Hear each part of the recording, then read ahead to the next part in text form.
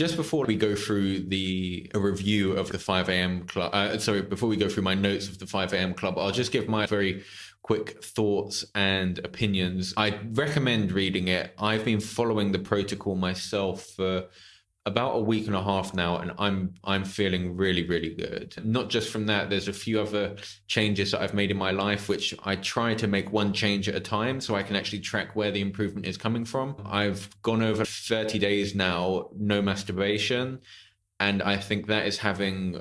I always feel good whenever I cut masturbation out of my life, and just pornography in general. I think it makes sex less enjoyable, for me anyway. So to cut it out completely is a good move. I'm feeling really, really good. I think that has part of an aspect, is part of the improvement. Number two, I've really cleaned up my diet and also performed a load of blood tests. And also I'm doing quite a lot of exercise at the moment. So I'm losing weight, and generally I feel I have much more energy.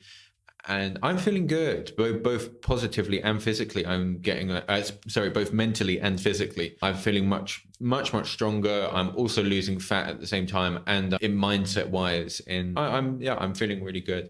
And that is also to do with this 5 a.m. protocol. By waking up and setting aside a few hours, sort of uninterrupted time in the morning for me to get a head start on the day, it really does makes you feel good. I don't follow protocols like this all year round, mainly because the only negative I find is that it has a negative impact on your social life.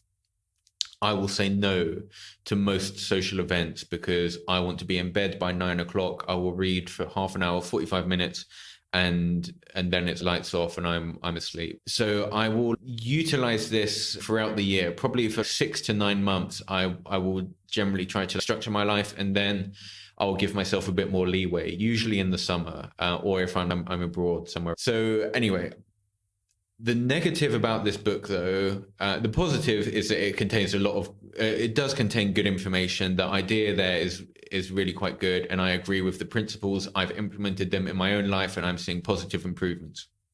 So the information there is good. The negative of it is the book waffles on for ages, sort of like what I'm doing now.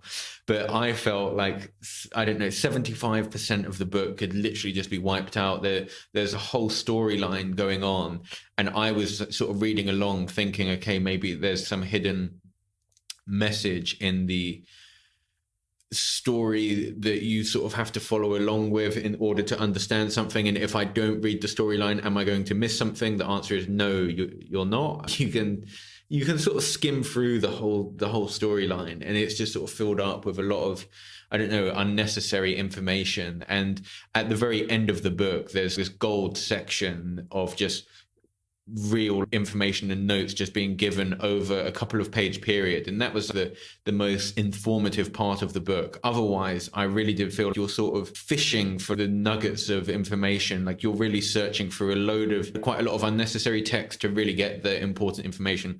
Fortunately for you, I've already invested the time in reading everything, and I've taken all the notes out already, which I will share with you. And there's a sort of storyline. Basically, there's an entrepreneur and there's an artist, and I thought that I'm still not sure actually if this was some type of symbolism where the entrepreneur symbolizes the rational part of the mind, and the artist in the story symbolizes the more creative, more spontaneous side of the mind. And that it could even have been like symbolism that they were showing that both sides of your mind, no matter what type of person you are, can benefit from this type of protocol. That may have been the reason for it, but regardless, I still felt that there was a lot of information there that could...